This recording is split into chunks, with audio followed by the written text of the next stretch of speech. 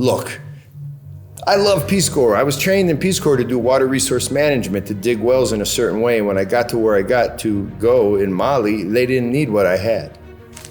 And then I wouldn't do what they asked. They kept asking me to build a bridge. I'm like, I can't build a bridge. But guess what happened? I figured out that I don't have to build a bridge. I just have to find a mason that could build a bridge. I have to help them find the money. I have to do the design. And guess what? We could do all that. So eventually what happened was they had a bridge.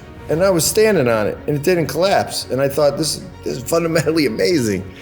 You just have to take the time to meet the people who are never heard. See, this is one of the problems in the world. There's a lot of people talking and a lot of people listening, but it's all happening at a layer way up here. And then we all up here try to help all the people down there. They have the answers, nobody listens though. So we just try to listen. It just takes time. Nobody wants to take all that time. Nobody wants to take all that effort, but we'll do it. 2 years, let's do it.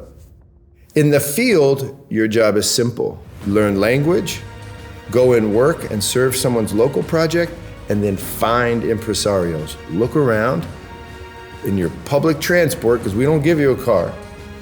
You walk around or you take public transport because that's how people live there. Why should you live differently? And you get the same diseases they get, like malaria.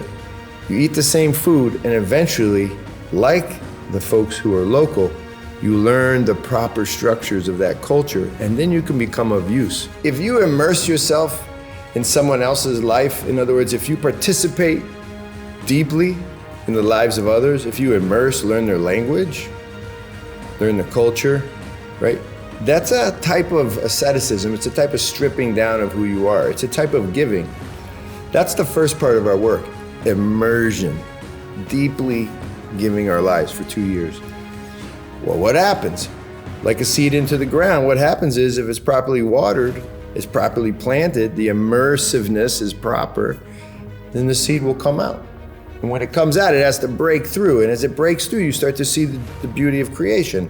You see the creation shift, the second phases of our work, where people on the ground start to actually be of assistance, be of use to local people who live there.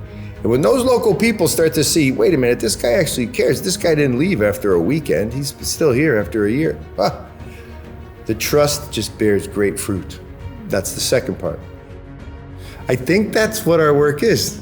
Creation begins with sacrifice. If you go and then come home, you'll see that you got dipped in something like the old world.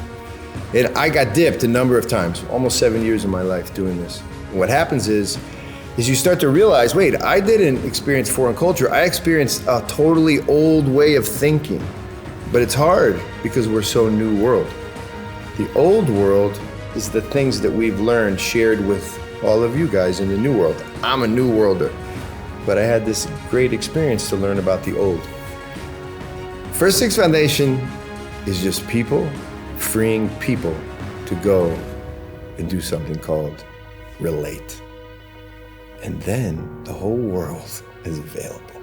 Most people don't have the time, they don't have the energy. They can't do it because no one will help them. First Things helps you go and relate. Let's do it. That's it.